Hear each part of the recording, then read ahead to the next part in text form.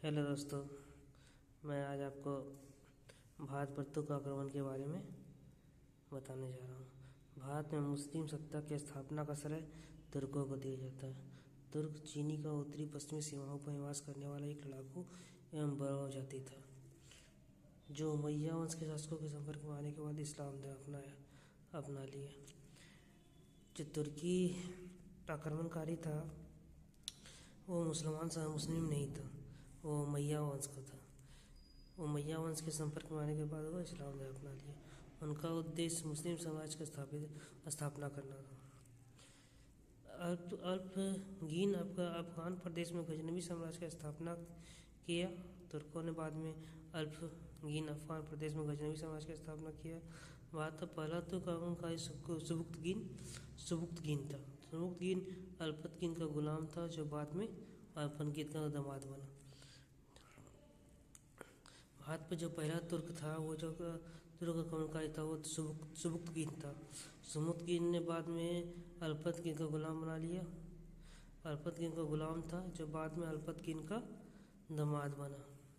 सुबुक्तगीन अल्पतगीन का दामाद बना क्योंकि अल्पतगीन का गुलाम था सुबुक्तगीन। इसने 986 ईस्वी में हिंदू शाही वंश के शासक जयपाल को पेशावर में पराजित कर दिया। 986 ईस्वी में जो सुबुक्तगीन है, इसने जयपाल को पेशावर में पराजित कर दिया। अभी जो पेशावर है वो आपका पाकिस्तान में पड़ता है, पहले ये भारत का हिस्सा हुआ करता था। मोहम्मद गजनवी सुबुक्तगीन का पुत्र मोहम्मद गजनवी था, जो अफगान की गजनी कराने वाला था। मोहम्मद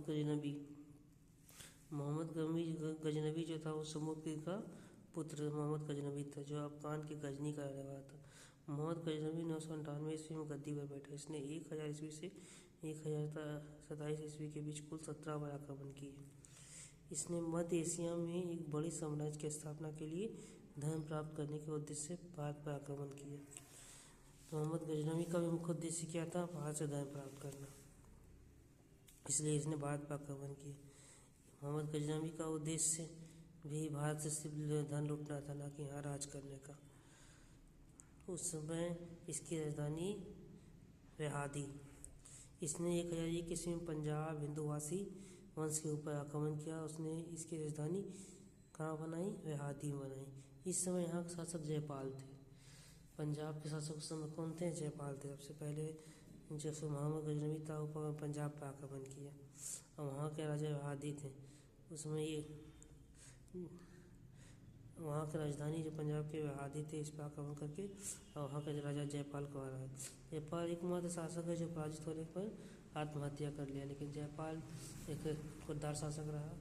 इसने मोहम्मद गजनवी से हारने के बाद आत्महत्या कर लिया। इसने पुनः 1008 ईस्वी में नागरकोट पर हमला किया। मोहम्मद गजनवी नागरकोट पर हमला कब किया? 1008 ईस्वी में किया। ज्वालामुखी मंदिर को तोड़ दिया और उसके अवशेषों को ले जाकर क्या किया गया कि अपनी मस्जिद गजनी की मस्जिद में जाकर सीढ़ियों पर फेंक दिया गया, अपमान करने के उद्देश्य से। भारतीय देवी देवताओं का अपमान करने के उद्देश्य से मस्जिद सीढ़ियों पर फेंक दिया। मोहम्मद गजनवी को बूथ सिकन यानी मूर्ति भंजक कहा जाता था। ये मूर्तियाँ तोड़ता था और मूर्तियों का तोड़कर उसके अवशेषों को ले जाकर गजनी में गजनी में अपने मस्जिदों पर सीढ़ियों पर फेंक देता था। और जो बड़े बड़े मंदिर के पत्थर होते थे, उसमें क्या करता था? मांस कटवाता था।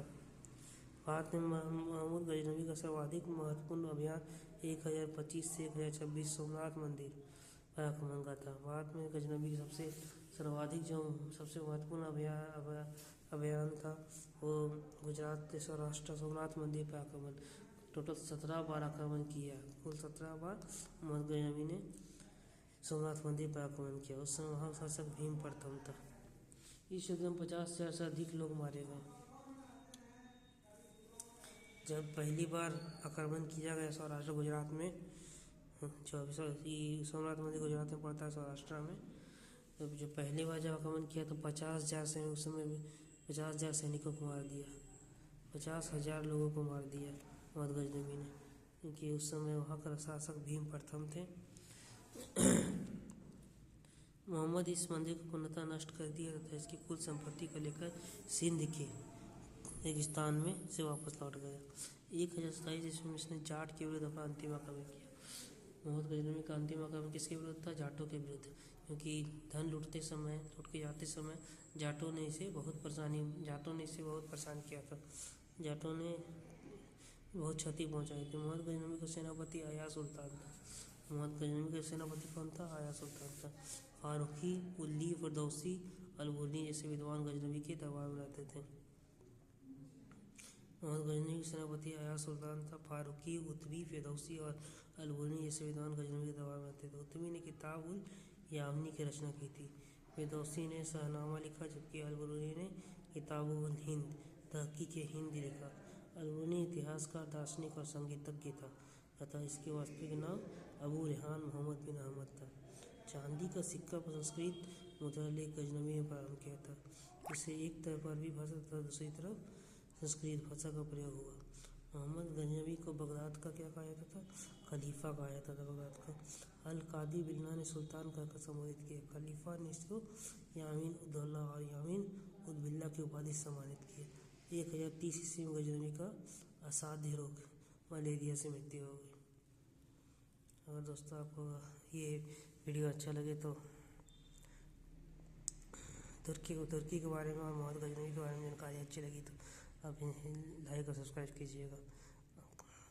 कल हम आपको दूसरे चैनल के बारे में यानी मोहम्मद गौरी के बारे में जानकारी देंगे।